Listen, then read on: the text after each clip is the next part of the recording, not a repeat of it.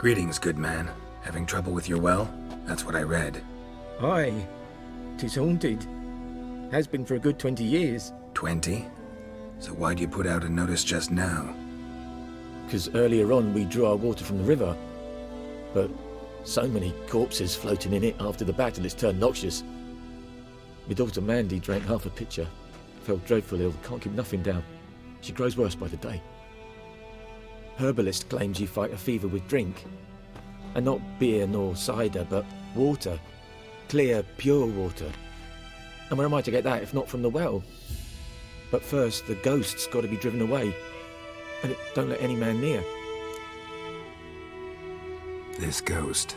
Describe it for me. Well, it's awful frightening. Awful. I meant, what does it look like? It looks like a woman, but fresh from the grave. Wears a dirty dress, all rags, its skin flaking off its bones, and it howls like it's suffering. Some wraith. Or maybe an alp. If you don't wallop it, Master, if you don't take care of it, that is, it'll come kill me daughter. Fine, I'll help. Where's this well? In Havel, a settlement on the heights.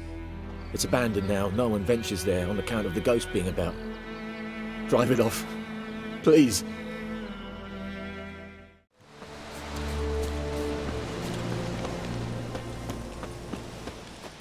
The infamous well. Strange, no sign of a ghost. Maybe it only shows at a certain time of day. Grass around the well's scorched. Bodies dried to a crisp. Signs of burns. All signs point to a Noonwraith.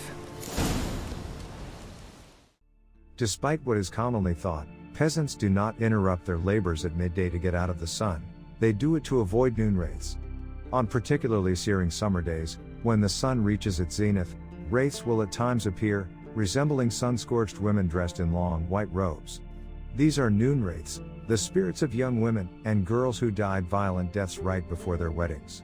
Driven mad, with pain and anger, they wander the fields searching for their unfaithful lovers or backstabbing rivals, though they will kill anyone who does not get out of their way in time. They are often held in this world by some object of intense emotional significance. That is why, if one ever finds a wedding ring or torn veil in the middle of a field, one should not pick it up, but instead back away as quickly as possible. Something's tied the Noonwraith to this place. An object. Something she needs before she'll leave this world.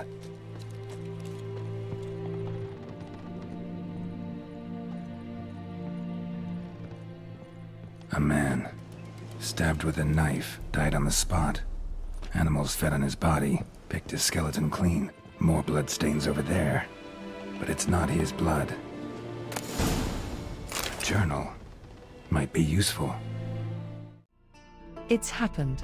Volker sent a petition of our grievances against the Lord to the court at Vizima, listed all the harm he's done us. How he killed Johann for not taking off his cap quick enough. How he trampled our fields when drunk with nary a thought of repayment. How he barged in during Peter's wedding and demanded his right of the first night. Now we finally got what we begged militantly, for in our prayers for so long, the judge recognized our grievances and waived all our bonds and duties to the Lord. We can finally strike out on our own. At last, we can live as free men. The first day of our freedom. Hovel's not much of a village yet, but to my mind it's better than the most fantastic palace. Volker fumed our home with hazelwood smoke to drive out evil, buried a marten under the gate, to make sure no thieves cross our threshold. And then he gave me a bracelet, loveliest I've ever seen. Mother said it's foolish to spend so much on a bauble when we haven't plows, nor hoes, and that we ought return it to the merchant. Over my dead body, I'll never take it off. It'll always be there to remind me of Volker, of how happy we were that day. They say the Lord is coming to see us, that he wants to make a deal, to beg us to return to the village. They say he's calmed since his son died, that he's not as quick to anger about small slights. Well, we will see. One way or another, I've no intention to move 1 inch from here. That bracelet might be what ties the woman's spirit to this place. Bloodstains. barely visible. Someone was dragged this way. Someone who was still alive.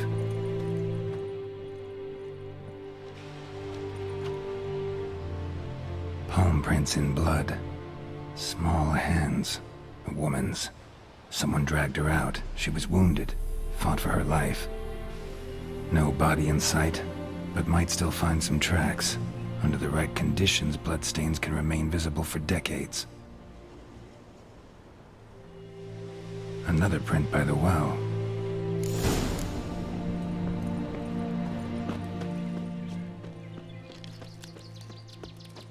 Bloodstains. Almost faded. But the line's taut. Something's not right. A corpse, hanged by the bucket rope. Woman the journal belonged to. Must be.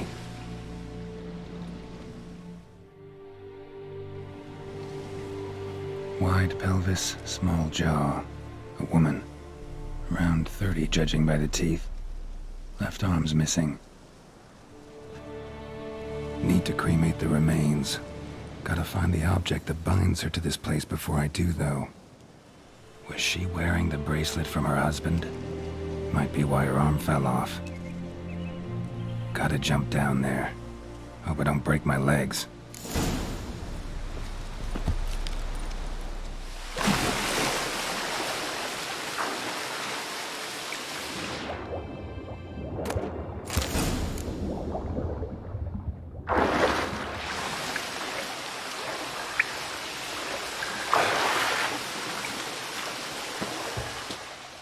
Lucky not to come up empty-handed.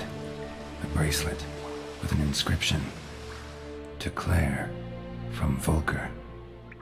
Bracelet must have belonged to the woman in the well. Lovely craftsmanship, but I'll have to burn it with the body to get rid of the Noonwraith for good. Better do it near the well.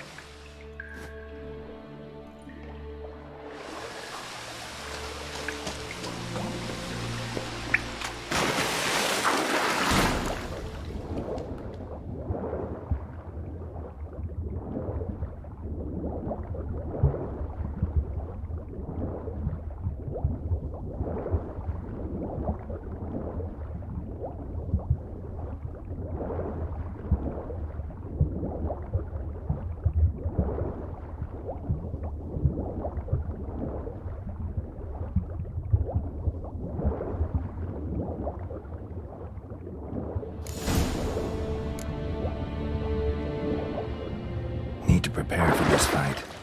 Brew some wraith oil, drink some potions.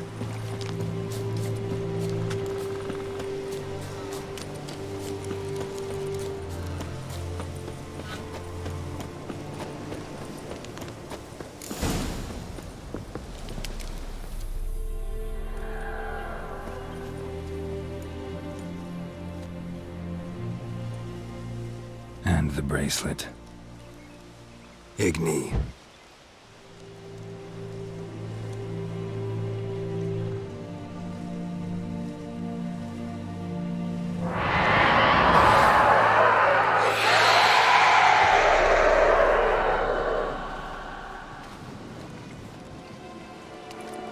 Hey, I think it worked.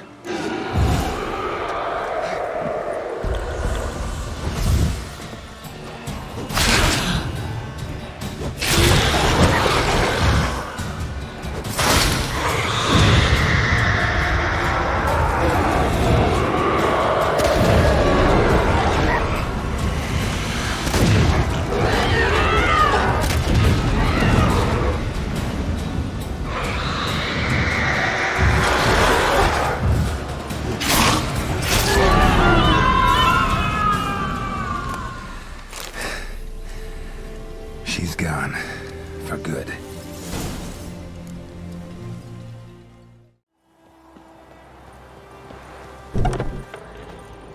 Job done. The well was haunted by the ghost of a woman who was killed there. I drove it away. I just hope every unburied wretch don't start haunting us. Well, that battlefield's gonna cause us a heap of trouble. If they do, you know who to contact. Meanwhile, Claer, Volker. Names ring a bell? I don't know him. Though I did hear our herbalist Tomira mention a Claer once.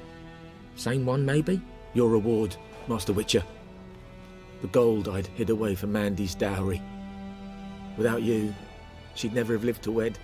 Now, let's hope for it, at least. At this point, doubt I'll ever marry. You keep the coin from Mandy, her wedding. Raise a toast to my health then. Thank you, Master Witcher. Them's warm words, you've a good heart. But I can't let you go empty-handed. Take this, at least. For luck.